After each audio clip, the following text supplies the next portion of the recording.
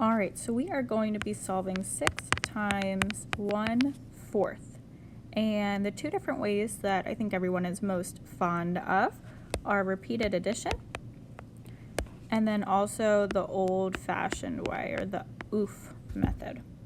So for repeated addition, we are thinking of our multiplication problem as saying 6 groups of, or 6 copies of, 1/4. So I'm thinking to myself, okay, that means I need to add 1/4 6 times. Oof, so I need to take, this should be called the OOF method because I mean, it's just going to take me so long to write this out. I've got 1/4 written out, 1, 2, 3, 4, 5, 6 times. And so I add my ones together, I get 6 ones. So I end up with 6/4.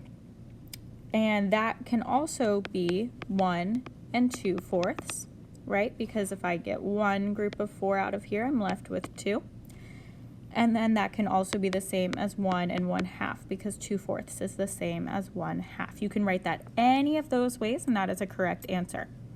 With the old-fashioned method, 6 times 1/4, all I need to do to solve is put my whole number over a 1, give it a denominator of 1. Once I do that, I can multiply across my numerators to get my answer in my numerator, and I can multiply across my denominators to get my answer, or my denominator in my answer. Multiply those together and I get 6/4, same as we got with repeated addition.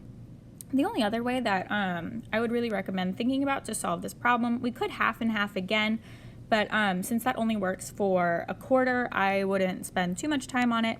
The only other way would be thinking about money. So we would think 1/4 is what fraction of a dollar?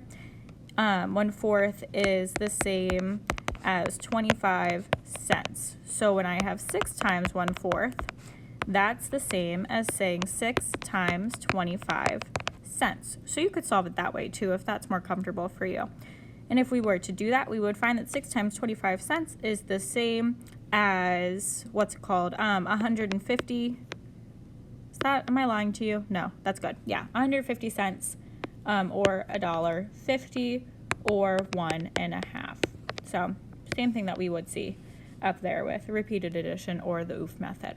So those are our 3 ways that we kind of want to think about solving these kind of problems. So we can think about repeated addition, where we just, this whole number tells me how many times to add my fraction together. We can think the OOF method, where we just put our whole number, we give it a denominator of 1, and then we multiply across our numerators and across our denominators. And then we can also think about our fraction as money if that works out for us, and multiply it like that.